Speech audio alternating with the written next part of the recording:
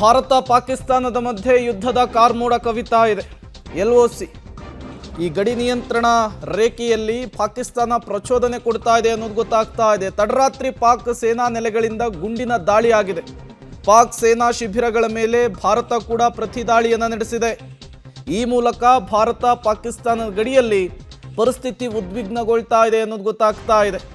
ಹಾಗಾಗಿಯೇ ಮುಂದಿನ ಬೆಳವಣಿಗೆಗಳು, ಮುಂದಿನ ಹೆಜ್ಜೆಗಳು ತುಂಬ ಕುತೂಹಲಕ್ಕಂತೂ ಕಾರಣವಾಗ್ತಾ ಇದೆ.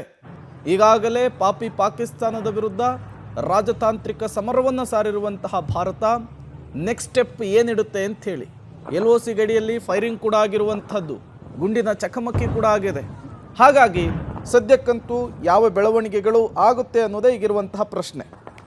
LOC ಗಡಿಯಲ್ಲಿ ಫೈರಿಂಗ್ ಆಗಿರುವಂಥದ್ದು, ಪಾಕಿಸ್ತಾನದಿಂದ ಪ್ರಚೋದನೆ ಕ್ಷಣದಿಂದ ಕ್ಷಣಕ್ಕೆ ಜಾಸ್ತಿ ಆಗ್ತಾ ಇದೆ ಅನ್ನೋದು ಗೊತ್ತಾಗ್ತಾ ಇದೆ.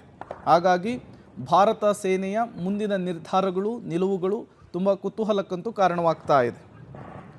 ಮತ್ತಷ್ಟು ಡೀಟೇಲ್ಸನ್ನು ಕೊಡ್ತಾರೆ ಶಬೀರ್, ನೇರ ಸಂಪರ್ಕದಲ್ಲಿ ಜಾಯಿನ್ ಆಗಿದ್ದಾರೆ. ಶಬೀರ್, ಈಗಾಗಲೇ ಪಾಕಿಸ್ತಾನದ ವಿರುದ್ಧ ಭಾರತ ರಾಜತಾಂತ್ರಿಕ ಸಮರವನ್ನು ಸಾರುವ ಮೂಲಕ ಕುತ್ತಿಗೆಗೇನೆ ಕೈ ಹಾಕಿದೆ.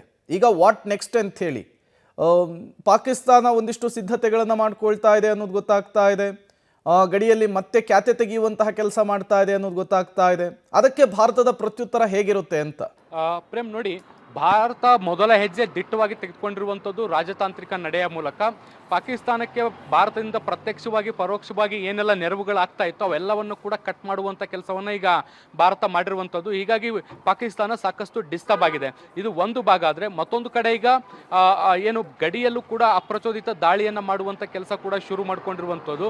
ಪಾಕಿಸ್ತಾನಕ್ಕೆ ಒಂದು ದೊಡ್ಡ ಆತಂಕ ಇರುವಂಥದ್ದು ಏನು ಅಂದರೆ,